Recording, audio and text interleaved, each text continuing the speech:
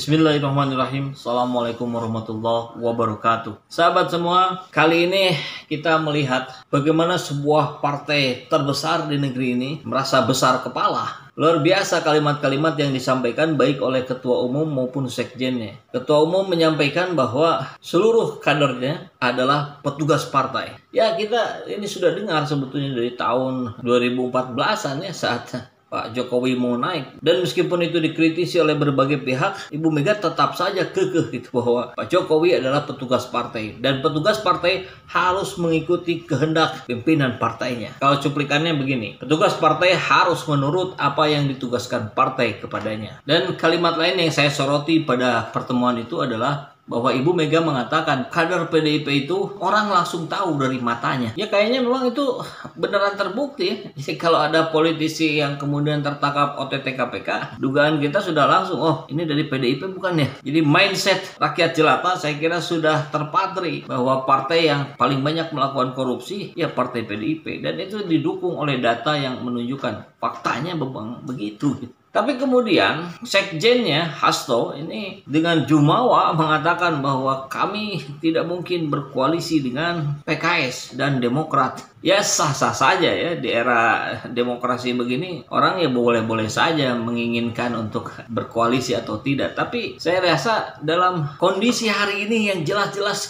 semua kita membutuhkan sinergitas, semua kita membutuhkan kolaborasi. Ya meskipun pada saatnya nanti itu bisa dilakukan atau tidak, tapi minimal kan semua partai membuka diri. Ini kecuali PDIP saja yang luar biasa menolak. Tentu itu lantas menjadi bulan-bulanan netizen. Dan kedua partai yang dimensi itu Demokrat dan PKS. Demokrat bilang kami lebih tidak mungkin lagi berkoalisi dengan PDIP yang bendaharanya saja pelaku korupsi kelas berat di negeri ini. PKS juga sama demikian, mereka mengatakan bersyukur. Hasto mengatakan itu bahwa kami memang konsisten berada di jalur oposisi. Dan mestinya kalau dalam sudut pandang rakyat jelata mudah saja untuk melihat partai yang mau berkoalisi dengan PDIP. Artinya partai itu adalah partai yang tidak memiliki empati terhadap penderitaan rakyat jelata. Iya kan? Yang duit rakyatnya sudah dikorup oleh kader PDIP, bahkan bukan hanya oleh bendaharanya, tapi juga oleh petugas partai lain yang menjabat sebagai gubernur, yang menjabat sebagai wali kota, sebagai bupati, yang sudah banyak tertangkap di mana-mana. Buat partai-partai yang mau bergabung berkoalisi dengan PDIP, maka partai-partai itu adalah partai-partai yang mendukung praktek-praktek korupsi di negeri ini. Begitu saja gampangnya. Itu yang ada dalam pandangan rakyat jelata hari ini. Jadi dengan kesombongan yang Hasto sampaikan, mari kita buktikan saja, kita lihat saja apakah rakyat masih percaya kepada PDIP atau sebaliknya.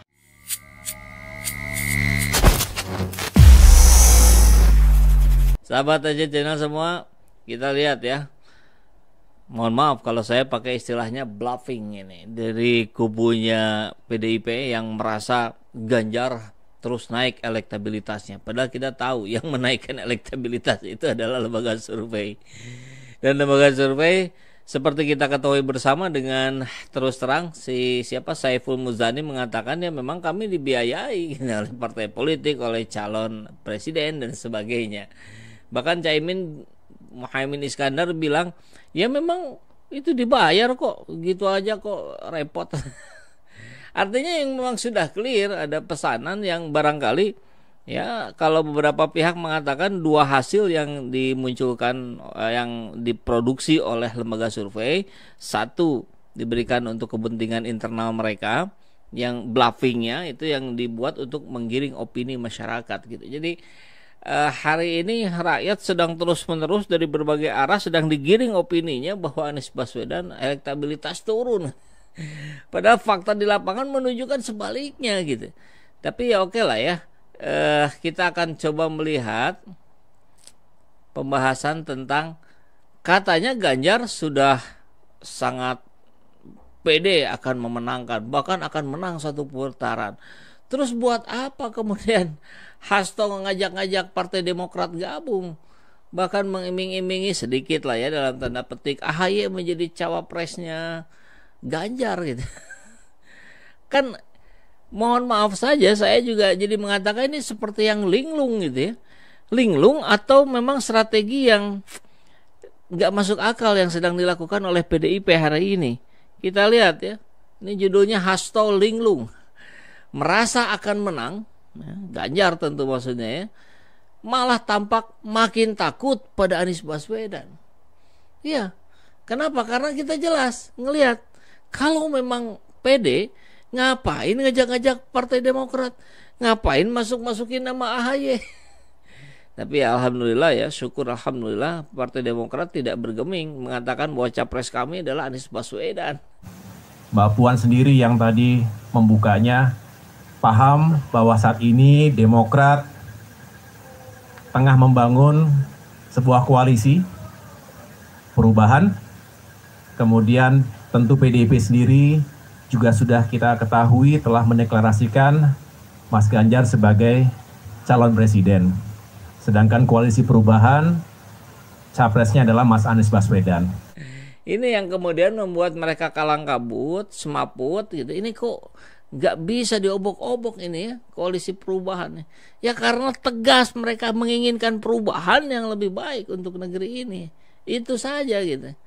Ya, coba kita langsung masuk ke beritanya ya. Hasto serius ajak Partai Demokrat. .2 dengan rendah hati. Kami ajak kerjasama. Sampai dengan rendah hati gitu. Merendahkan hatinya gitu. Ingin gabung Demokrat ke PDIP. Padahal kan harusnya menggunakan logika saja lah. Bagaimana hubungan antara Partai Demokrat dengan PDIP? Bagaimana hubungan Megawati dengan SBY? Kan begitu. Sampai hari ini kan kita tahu lah mereka tidak sulit ketemu gitu. Dari masa awalnya ketika Partai Demokrat berdiri bahkan sampai sekarang kan begitu. Nah, terus logikanya dari mana gitu mengajak kerjasama? Artinya ini adalah cara baru untuk mengacaukan koalisi perubahan.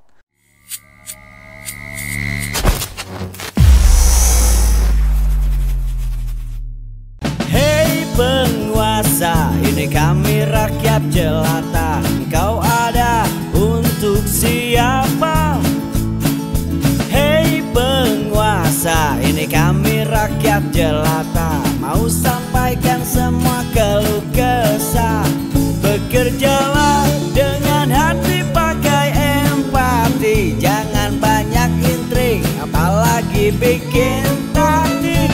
Bijaklah dalam membuat peraturan. Jangan sampai bikin aturan yang berat. Sebelah adillah pada kami. Kami tak bodoh, meski memang kami tak pandai.